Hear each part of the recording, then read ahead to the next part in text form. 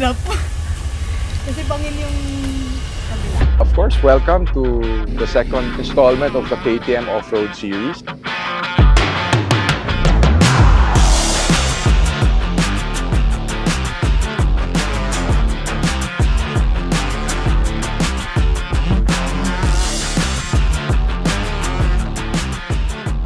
Magandang umaga. I'm Cho De Los Santos, aka CDS Off-Road Playground. I am the track developer and also I manage the track. The entire property is around 151 hectares, but 40 hectares is dedicated for off-road. The track has 18 kilometers of route already, subdivided into different zones. No? The green zone is for beginners, the blue zone is intermediate, and the red zone is for basically professional riders. All in all, this activity aims to nourish and enhance the capabilities of our riders to be able to develop additional skills, function as a team, to be able to understand the function of each unit of the team. No? Enjoy lang tayo. Encourage everybody to join us and enjoy the place. No? Ride safe, guys!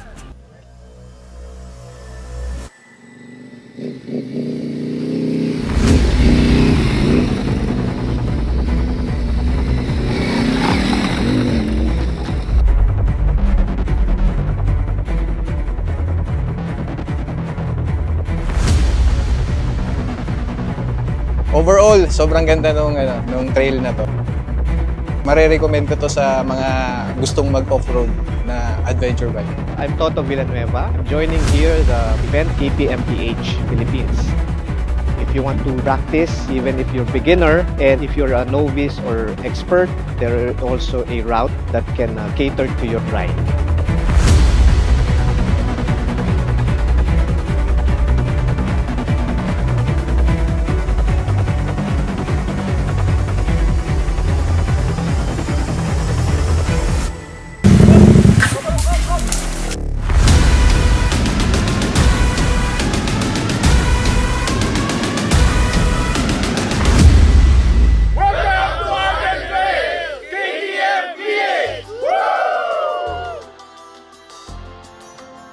Tara na, samahan nyo kami sa next destination natin. So, may dalawa pa tayo pupuntahan. Let's go! Alright, let's go, guys!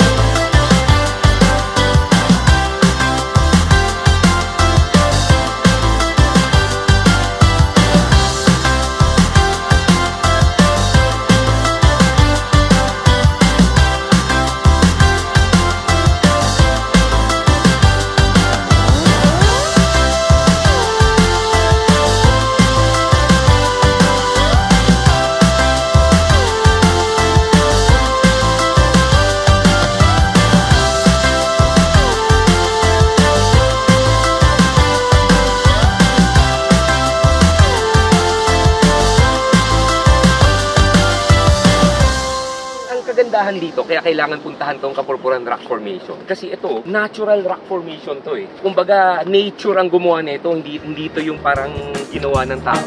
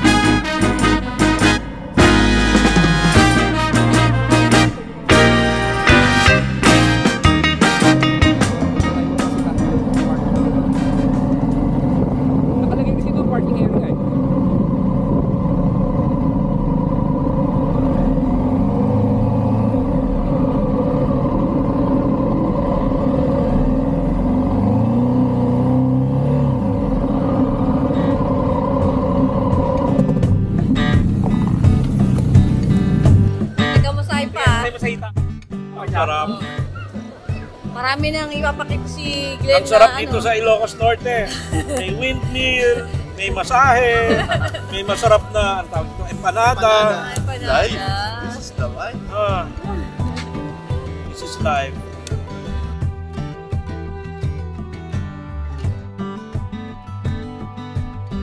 Guys, tara, puntahan na natin yung Kapurpuran Rock Formation. So, ayan na. Tingnan nyo naman. Itong tubig na to, saan to nagagaling? Sa dagat o sa... Ano to eh? Pag galing bundok, natural water yan. Tapos, Actually, may falls dito. papunta siya sa, ano eh, sa dagat eh. Doon sa may hotel natin, banda road, may falls doon eh. Ang kagandahan dito, kaya kailangan puntahan tong Kapurpuran Rock Formation. Kasi ito, natural rock formation to eh. So, kumbaga, nature ang gumawa nito, hindi ito yung parang ginawa ng tao. Tapos dati, ang ganda dito, pwede natin akyatin tong ano eh, itong yung bato eh. Pero ngayon, since ang daming turista umaakyat, tapos na parang na siguro na uubos yung tapak ng tapak, na uubos yung yung limestone, kaya pinagbawalan na.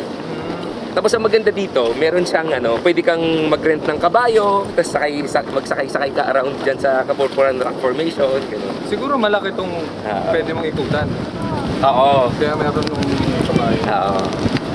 Yan. Asan na yun? Yun no? Alam niyo ba bakit tinawag na, bakit naging Kapurpuran Rock Formation yan? Kasi, it came from yung Ilocano na word na puraw. Ibig sabihin ng puraw, puti. So white rock siya, kaya Kapurpuran Rock Formation.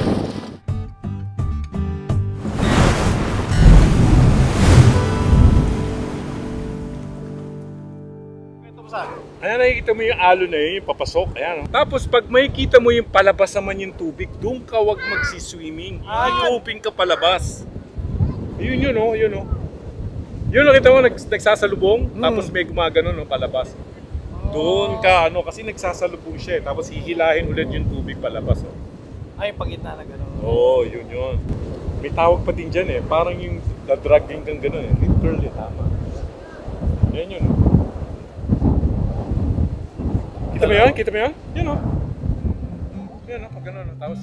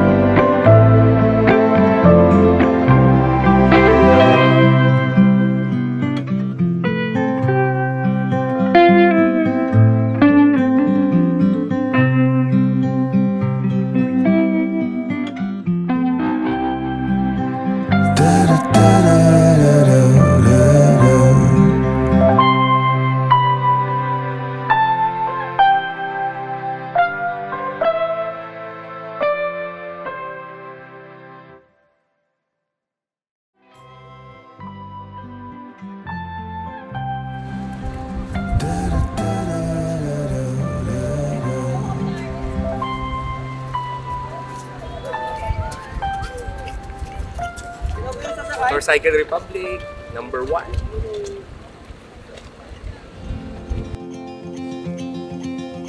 Show me what it's like to be circling among the clouds. Because without you by my side, I would be stuck here on the ground. You're lighting up the way, I can see the road ahead of me. I won't be stumbling in the dark. Your eyes are shining like the stars. I was down until you saved me, until you set me free. My eyes were closed, now I see clear as day. And I just wanted to say that you can take me high.